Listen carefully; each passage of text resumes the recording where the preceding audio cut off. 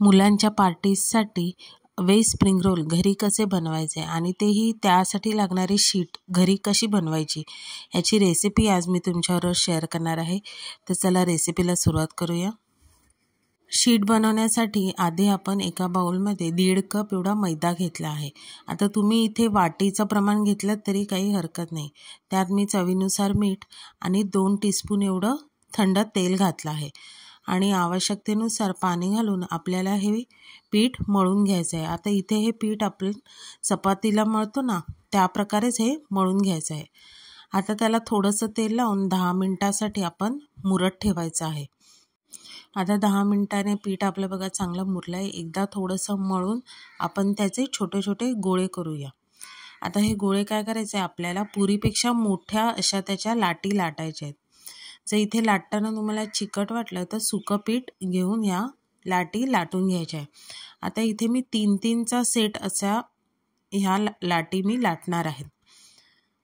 आता हे बघा ह्या लाटी लाटून झाल्या। आता ही जी पहिली आपण जी शीट लाटलेली आहे त्यावर व्यवस्थित तेल सगळीकडे पसरवून घ्यायचं आणि सुकं मैद्याचं पीठ भुरभुरून घ्यायचं आणि तेही व्यवस्थित सगळीकडे लावून घ्यायचं आहे। आता त्यावरच मी ही दुसरी शीट ठेवलेली आहे। त्यावर पुन्हा आपल्याला सगळीकडे व्यवस्थित तेल पसरवून मैद्याचं पीठ लावून व्यवस्थित सगळीकडे पसरवून त्यावर आपल्याला ही शेवटची शीट ठेवायची आहे आणि त्याच्या कडा अगदी व्यवस्थित बंद करून घ्यायच्या आहेत।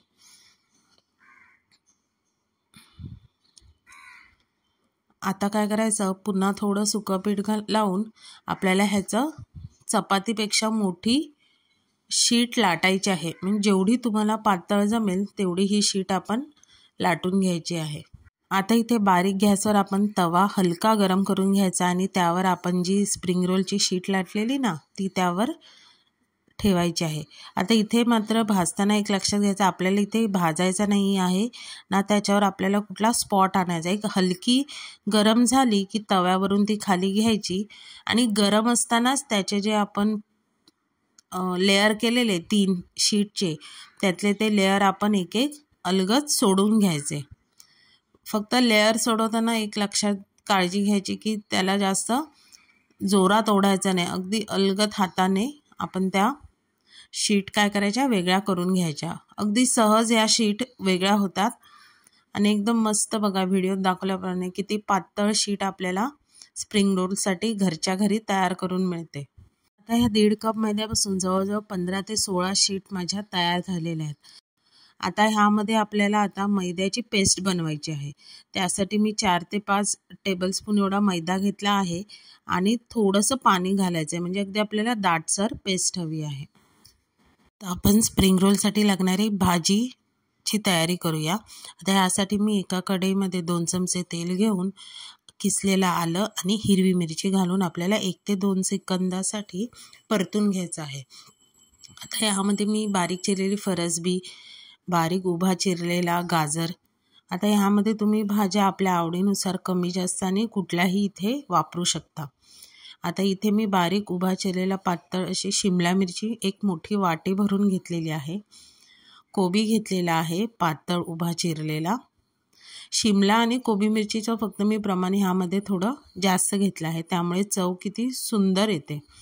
आता त्यामध्येच मी dark soy sauce, red chilli sauce, green chilli sauce आणि टोमॅटो केचप घालून आपण व्यवस्थित ते मिक्स करून घ्यायचं आहे। आता इथे मिरपूड आणि चवीनुसार मीठ घालताना मात्र लक्षात ठेवायचं की ह्यामध्ये आपण ऑलरेडी बऱ्याच प्रकारचे सॉसेस घातलेले आहेत त्यामुळे त्यामध्ये सुद्धा मीठ असतं।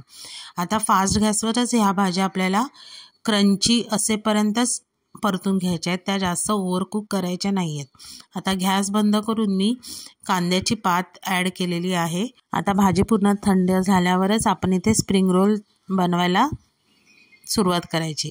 आता इथे मी एक स्प्रिंग रोलची शीट घेतली आहे आणि त्याच्या मध्यभागी असं नाही थोडं कडेला ही मी स्टफिंग भरलेली आहे। आता ही जी आपण जी भाजी तयार केलेली ती जास्त पण ह्यामध्ये भरायचं नाही आणि करंजीसारखा त्याला शेप द्यायचा आणि जी आपण पेस्ट बनवलेली मैद्याची ती आपण ह्या तिन्ही बाजूला व्यवस्थित लावून घ्यायची आहे। आता व्हिडिओत दाखवल्याप्रमाणे बघा, एका साईडला ही मी एक साईड त्याचे फोल्ड केले आहे, त्याचप्रमाणे त्याच्या समोरची साईडसुद्धा आपल्याला व्यवस्थित फोल्ड करून ती चिटकवून घ्यायची आहे आणि त्याचा आता असा घट्ट रोल करत करत अगदी शेवटपर्यंत जायचं आहे आणि शेवटी ती व्यवस्थित अगदी बंद करून घ्यायची. जर कुठे तुम्हाला ओपन वाटली तर तिथे ती मैद्याची पेस्ट लावून ती साईड चिटकवून घ्यायची.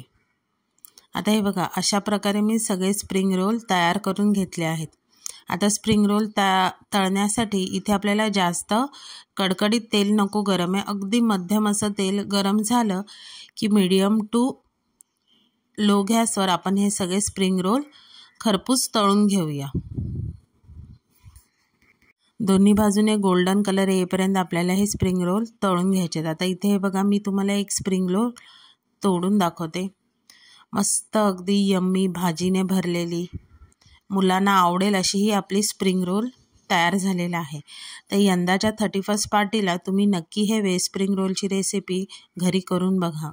रेसिपी आवडली तर रेसिपीला लाईक करा, चॅनलवर नवीन असेल तर चॅनलला सबस्क्राईब करा आणि नवीन व्हिडिओच्या नोटिफिकेशनसाठी बेल आयकॉनला प्रेस करायला विसरू नका. आणि नवीन वर्षाच्या तुम्हा सगळ्यांना खूप खूप शुभेच्छा. Happy new year. मस्त मस्त राहा.